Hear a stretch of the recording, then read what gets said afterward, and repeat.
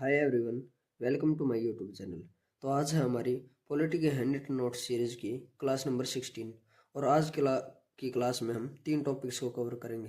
पहला, भारत का महान्यायवादी, दूसरा राज्य के महाधिवक्ता और तीसरा भारत के नियंत्रक एवं महालेखा परीक्षक। तो चलिए शुरू करते हैं। सबसे पहले हम भारत के महान्यायवादी के बारे में पढ़ेंगे।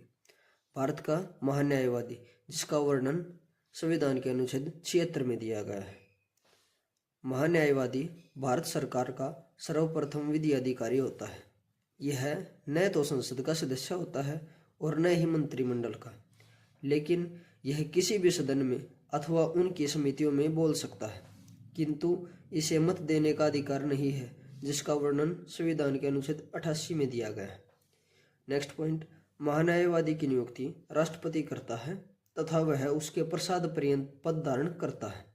अगला पॉइंट है, महान्यायवादी बनने के लिए वही योग्यताएं होनी चाहिए जो उच्चतम न्यायालय के न्यायाधीश बनने के लिए होती हैं। अगला पॉइंट, इसे भारत के राज्य क्षेत्र में सभी न्यायालयों में सुनवाई का अधिकार है और इसकी सहायता के लिए एक सॉलिसिटर जनरल तथा 2 अतिरिक्त सॉलिसिटर जनरल भी नियुक्त किए जाते हैं और भारत के पहले महान्यायवादी थे MC शीतलवाड़। सेकंड टॉपिक है राज्य का महाधिवक्ता। अनुच्छेद 165 में राज्य के महाधिवक्ता की व्यवस्था की गई है।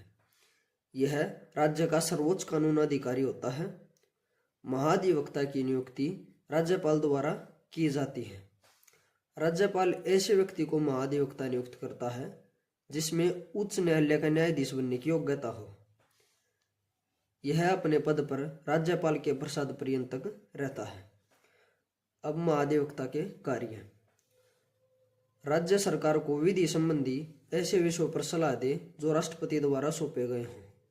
नेक्स्ट, विधि स्वरूप से ऐसे अन्य कर्तव्यों का पालन करे जो राज्यपाल द्वारा सौंपे गए हों। अगला है, अपने कार्य संबंधी कर्तव्यों के तहत उसे राज्य के किसी न्यायालय के समक्ष सुनवाई का अधिकार है। अगला, दोनों सदनों में बिना मताधिकार बोलने व भाग लेने का अधिकार है। तीसरा टॉपिक है भारत का नियंत्रक एवं महालेखा परीक्षक, जिसका वर्णन संविधान के अनुच्छेद 148 से 151 तक किया गया है। नियंत्रक महालेखा परीक्षक की नियुक्ति राष्ट्रपति करता है। इसे हटाने की प्रक्रिया उच्चतम न्यायालय के न्यायाधीश के समान ही होती है।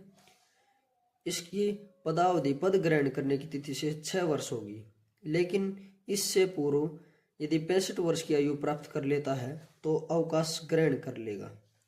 यह सेवानिवृत्ति के पश्चात भारत सरकार के अधीन कोई पद धारण नहीं कर सकता है। यह सार्वजनिक धन का संरक्षक होता है। यह केंद्र सरकार के लेखाओं से संबंधित प्रतिवेदनों को राष्ट्रपति को देता है, जिसे वह संसद के प्रत्येक सदन के पटल पर रखते हैं, जिसका वर्णन संविधान के अनुच्छेद 151 सब क्लॉज 1 में दिया गया है।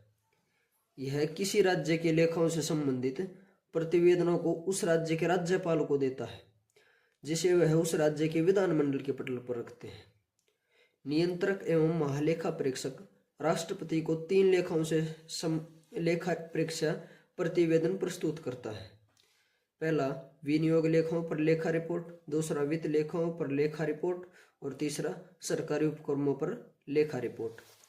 अगर आपको वीडियो अच्छे लगे हो तो वीडियो को लाइक एंड शेयर करें तथा चैनल को सब्सक्राइब करें। Thank you.